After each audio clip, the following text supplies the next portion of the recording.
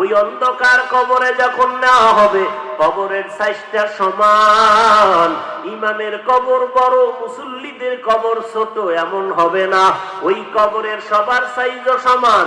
কবরের মধ্যে রাখিয়া মাটি পাড়াইয়া পাড়াইয়া দিয়া সবাই যখন চলে যাবে, আজকে আমি চোখ বন্ধ করে দেখি আমার ডানে কত বন্ধু, বামে বন্ধু, অভাব নাই। সামনে পেছনে আমার ভক্তবৃন্দের অভাব নাই। আমার টাকা, আমার বাড়ি গাড়ির অভাব নাই, ক্ষমতার দাপটের অভাব নাই।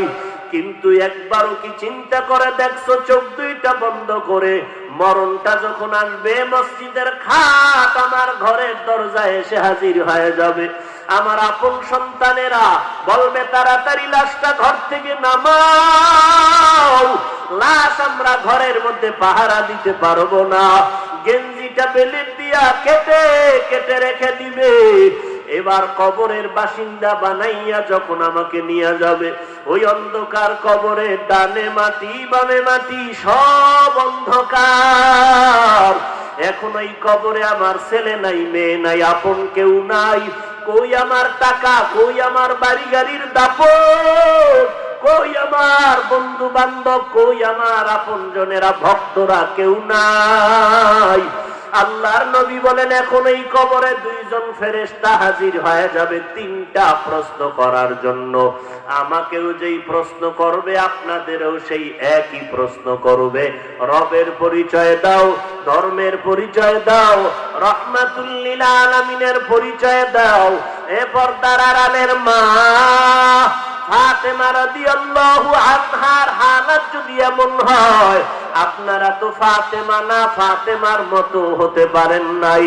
যেই ফাতেমা রাদিয়াল্লাহু আনহার শরীরটা পর্যন্ত দুনিয়ার কেউ দেখার সুযোগ পায় নাই।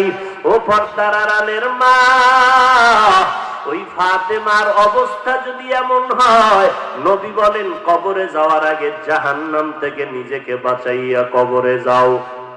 আল্লাহ বলেন, ইয়া আইয়ুহাল্লাযীনা আমানু উ আনফুসাকুম ওয়া আহলিকুম নারা, জাহান্নামের থেকে নিজেকে বাঁচাও, তোমার আহাল পরিবারদের বাঁচাও।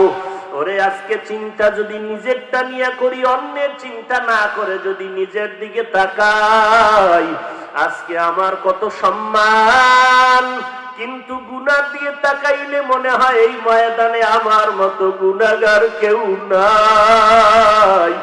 গুনার কারণে আমার হাত দুইটা নাপাক, গুনার কারণে আমার চোখ নাপাক, আমার জিহ্বা নাপাক, আমার